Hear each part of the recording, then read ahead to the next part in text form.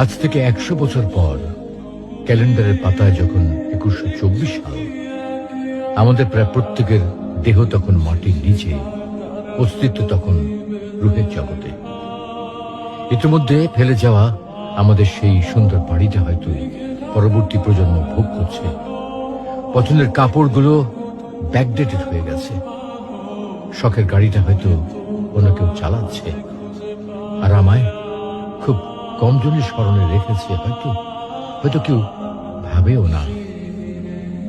হাতে তাদের সময় নেই, যাদের জন্য এত কিছু করতে করতে নিজের জীবনটাই শেষ করে দিয়েছিলাম। আচ্ছা, বাস্তবতার এই জীবনে আপনি আপনার দাদার দাদাকে কতবার স্মরণ করেন? আপনার দাদির কথা আপনি কখনো কি আপনার মনে পড়ে?